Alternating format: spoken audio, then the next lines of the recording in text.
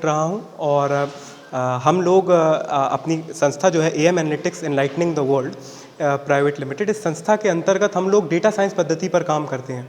तो data science पद्धति क्या होती है? ये machine learning concepts, artificial intelligence concepts, inventions के माध्यम से भूतकाल के डेटा को लेकर वर्तमान की परिस्थिति को मापकर भविष्य को गणितीय मॉडल के आधार पर बताती है। पर क्योंकि इसमें सॉफ्टवेयर है तो ये बड़ी तेज़ गति से होता है। वैदिक गणित इसे और तेज़ बनाता है। डेटा साइंस एक नोन नेम है, प्रत्यक्ष अप्रत्यक्ष रूप से हम इसका सामना कर ही रहे हैं। जैसे कि 2014 का नेशनल इलेक्शन हो, चाहे 2019 का इलेक्शन हो, चाहे अमेरिका का ट्रंप और बाइडन का इलेक्शन हो, डेटा साइंस का उपयोग सभी ने किया था। वहाँ ये डेटा साइंस की पद्धति जो है हम लोगों ने इलेक्शंस में इसको यूज़ किया है।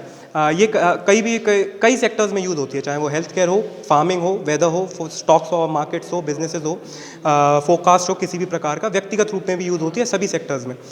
इलेक्शंस में हम लोगों ने उत्तर प्रदेश का भी स्टेट इलेक्शन का एनालिसिस किया है, पंजाब उत्तराखंड के साथ साथ उत्तर प्रदेश में बुंदेलखंड क्षेत्र का भी एनालिसिस हम लोगों ने किया है कि बुंदेलखंड क्षेत्र में वोटर्स का मूड क्या है। बिहेवियर एनालिसिस से, सेंटिमेंटल एनालिसिस से, इमोशनल एनालिसिस से, मशीन लर्निंग के सारे 3 बेसिक जो मशीन लर्निंग पैराडाइम्स हम लोग कहते हैं, जो कि है सुपरवाइज्ड मशीन लर्निंग जो पैटर्न्स को कैप्चर करे, अनसुपरवाइज्ड मशीन लर्निंग के सॉफ्टवेयर में इनपुट आया, आउटपुट गया, रीइंफोर्समेंट मशीन लर्निंग कि भाई वहाँ पर एक माता पिता के रूप में हमारे गार्जियन है मशीन के लिए, जो रीइंफोर्समेंट एजेंट के रूप में मशीन को सही सलाह देते रहते हैं, आपको ये करना है, आप वो करना है। उसके आधार पर हम लोगों ने डेटा साइंस के माध्यम से इसका एनालिसिस किया हुआ है बुंदेलखंड क्षेत्र का। बुंदेलखंड में हम लोगों ने सॉफ्टवेयर रन कराया था 16 जैन को और 6 फेब को। तो 96% एक्यूरेसी के साथ यह है कि बीजेपी गठबंधन को बुंदेलखंड की 19 सीट्स में से 16 सीट्स मिलने की संभावना है।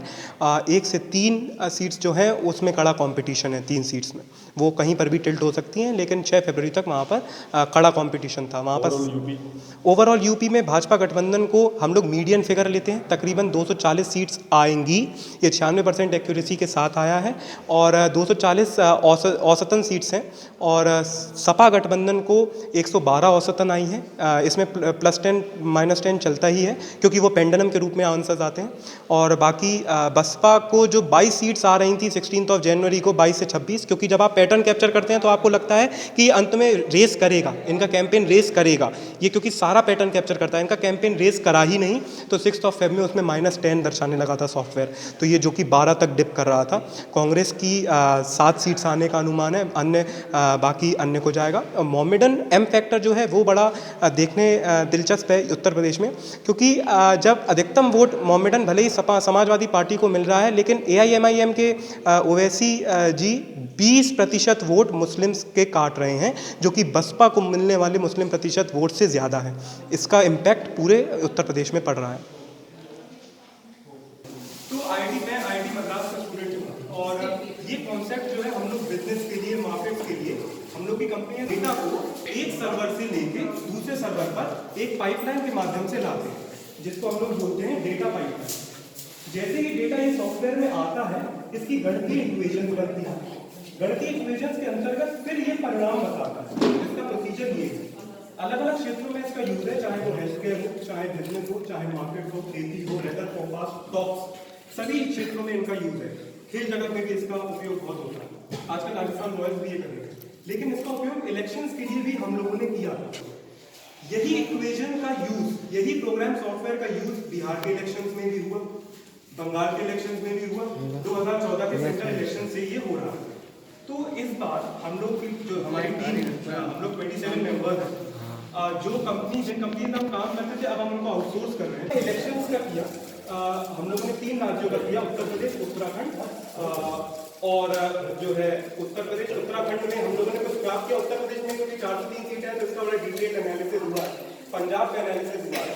तो इस पर हम लोगों ने सॉफ्टवेयर के माध्यम से वहां से संपूर्ण डेटा हमारे सॉफ्टवेयर पर बिना लीकेज के सीधा एंटर किया। सॉफ्टवेयर ने अपने आप उसे क्लीन किया, अपने हिसाब से समझने लायक बनाया और फिर देखा कि हर एक स्वतंत्र वेरिएबल होता है जो हमारे नियंत्रण में, जैसे रैलियां करना हमारे नियंत्रण में, वोट्स मांगना हमारे नियंत्रण में, उन स्वतंत्र वेरिएबल का प्रभाव सकारात्मक या नकारात्मक वोट्स पर कितना पड़ा हर एक कॉन्सिक्वेंसी में। तो 3 राज्यों की कॉन्सिक्वेंसीज, उत्तर प्रदेश, उत्तराखंड, पंजाब का जो हम लोगों ने किया, तो उसमें फैक्टर्स जो थे, जो इंडिपेंडेंट वेरिएबल्स हम लोग कहते हैं, उस इंडिपेंडेंट वेरिएबल्स का प्रभाव हर कॉन्स्टिट्यूएंसी में वोट्स पर कितना पड़ा और उन वोट्स का प्रभाव हर एक कैंडिडेट की पार्टी के रूप में कितना पड़ा। या किसी भी रिकमेंडेशन सिस्टम बनना है, जैसे आप ओटीटी प्लेटफॉर्म देखते हैं, हॉटस्टार, यूट्यूब, आप जो वीडियो देखते हैं वही वीडियो आ रहा है। ये होता है रिकमेंडेशन सिस्टम के आधार पर कि आपका बिहेवियर नापते हैं, बिहेवियर एनालिसिस, तो फिर भविष्य में देखते हैं कि हम यही देखेंगे। तो यही डेटा साइंस की पद्धति है, वो प्रॉपर डेटा साइंस नहीं है। जैसे मैं क्रिकेट देख लूँ तो मुझे क्रिकेट की वीडियो आएंगी। हमारा डेटा साइंस हिस्टोरिक डेटा के आधार पर ये बताता है कि अब आप क्रिकेट के अलावा भी संग क्या देख सकते हैं। तो यही वर्तमान की सब पद्धतियों को देखकर हम लोगों ने, हमारी टीम ने, अलग अलग मेंबर्स ने निविया का भी किया है। ये जर्मन कंपनी है, डेनियल वेलिंगटन घड़ी की बहुत बड़ी रिटेलर जॉइंट है, जो उसके 3 देश हैं, फ्रांस, जापान, जर्मनी, उनका किया है। इसके साथ साथ स्टाफ का किया है। जॉनसन कंट्रोल्स एक बहुत बड़ी अफ्रीका की B2B जॉइंट है। हम लोगों ने बिजनेस मार्केट्स के साथ साथ इलेक्शंस का भी एनालिसिस किया है। डेटा साइंस ये विषय किसी से अछूता नहीं रहा है। हम लोग 2014 से इसका प्रत्यक्ष व अप्रत्यक्ष रूप से सामना कर रहे हैं। तो इससे ही बिहेवियर एनालिसिस भविष्य की स्थिति का परिणाम स्वरूप आकलन होता है। इसमें एक्यूरेसी भी आती है, जिसको टेक्निकल टर्म्स में कहते हैं मल्टीपल कोएफिशिएंट ऑफ डिटर्मिनेशन। लेकिन साधारण भाषा में कहें तो कितनी प्रतिशत यह सही होने की संभावना है। तो एक्यूरेसी के आधार पर जो हम लोग रिजल्ट अभी वर्तमान में हम लोगों ने इलेक्शन पर काम किया है, चाहे वो उत्तर प्रदेश हो, उत्तराखंड हो और पंजाब, इन पर लोगों का मूड क्या है, जाति के आधार पर, लोगों के आधार पर, जो नई नई पॉलिसीज आई उनके आधार पर, डेवलपमेंट के आधार पर, कोविड का क्या इफेक्ट कर रहा, महंगाई का क्या इफेक्ट कर रहा, खेती का क्या इफेक्ट कर रहा, रिलीजन के अनुरूप ध्रुवीकरण का क्या इफेक्ट कर रहा, इन सभी फैक्टर्स को हम लोग अधिग्रहित करके बिहेवियर एनालिसिस कर रहे हैं, इमोशनल एनालिसिस कर रहे हैं और अपनी पद्धति के अनुरूप डेटा साइंस के माध्यम से हर राज्य में, हर कॉन्स्टिट्यूएंसी, चाहे उत्तर प्रदेश में आप पूर्वांचल देख लीजिए, पश्चिम देख लीजिए, अवध देख लीजिए, बुंदेलखंड देख लीजिए, सबका एनालिसिस हम लोगों ने किया है। क्योंकि इसमें हम लोगों ने वैदिक मैथमेटिक्स भी इंक्लूड की है। तो अगर आप उससे पूछेंगे 35 × 35 क्या होता है, मैं बता दूंगा 1 to 25 होता है। 65 × 65 क्या होता है, मैं बता दूंगा 4 to 25 होता है। मैं इसीलिए इतनी जल्दी कर पा रहा हूँ क्योंकि मैंने वैदिक मैथमेटिक्स का अंश ग्रहण किया है। अगर एक इंसान होने के नाते मैं इतनी जल्दी बता पा रहा हूँ तो सॉफ्टवेयर तो अपने आप ही ऑटोमेटिक रूप में इवैल्यूएट करता है। तो अगर चाहे जितनी कठिन से कठिन इक्वेशन हो, बहुत से बहुत डेटा हो, यहाँ पर हम लोगों ने अरबों डेटा पॉइंट्स लिए हैं, करोड़ों लोगों की पॉपुलेशन को ग्रहण किया है। इन करोड़ों लोगों की पॉपुलेशन को अगर हम सॉफ्टवेयर से करते तो सॉफ्टवेयर को 5 दिन लगते, सिस्टम को खोलना पड़ जाता और सिस्टम अपने आप 5 दिन तक कार्य करता। लेकिन क्योंकि हमने वैदिक गणित इसमें इंक्लूड की है तो हम 4-4 मिनट में, 4-4 सेकंड में आंसर निकाल लेते हैं और हमारा सॉफ्टवेयर हैंग नहीं करता। दूसरी चीज ये कि चाहे 2 डेटा पॉइंट्स हो, अभी तक कोई डेटा साइंस 2 डेटा पॉइंट्स पे काम कर ही नहीं सकता। न्यूनतम 10 मानते हैं, उसमें भी बहुत डायरेक्शनल एनालिसिस देते हैं कि ये होने की संभावना है, हम ज्यादा श्योरिटी नहीं देते। लेकिन हमारी पहली ऐसी विश्व की कंपनी है जो 2 डेटा पॉइंट्स पर भी काम करती है। हमारी टेक्नोलॉजी को, हमारे आर्टिफिशियल इंटेलिजेंस को, मशीन लर्निंग को, डेटा साइंस को, तकनीक को, इन सारे इनोवेशन और इन्वेंशंस को फाइनेंशियल टाइम्स ने भी सम्मानित किया है और हमको $49,000 से फंडिंग के रूप में हम लोग को इनाम मिला है। अच्छा, ये बताइए कि आपने जो डाटा लिया है वो कहाँ से लिया है?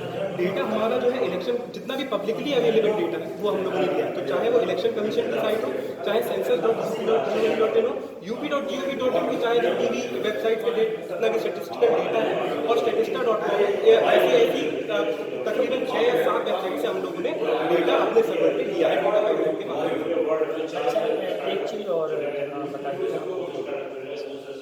कि जो आपने एनालिसिस किया है तो उसमें किसकी सरकार मिल रही है, किसको सीट मिल रही है? हम लोगों ने अपना सॉफ्टवेयर रन कराया था 16 जनवरी को और 6 फरवरी को। उसके अनुरूप उत्तर प्रदेश में भाजपा गठबंधन के वोट शेयर तो बढ़ रहा है लेकिन सीटें घट रही हैं। उनको 40% वोट शेयर मतलब मिलने की संभावना है, जो पिछली बार से 0.33% ज्यादा है। लेकिन सीट्स का अंतर इतना आ रहा है कि भाजपा गठबंधन को औसतन 240 सीट्स मिलने का अनुमान है। एक पेंडुलम होता है जो यहाँ भी जाता है, यहाँ भी।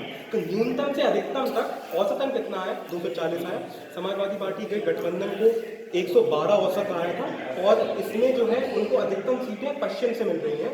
जो सीटें वहाँ पर उनका जहाँ खाता भी खुला था, मतलब बहुत ही कम सीट्स आई थी, वहाँ पर इस बार वो चलते 37 तक सीट्स मिलने का, 38 सीट्स तक मिलने का अनुमान है।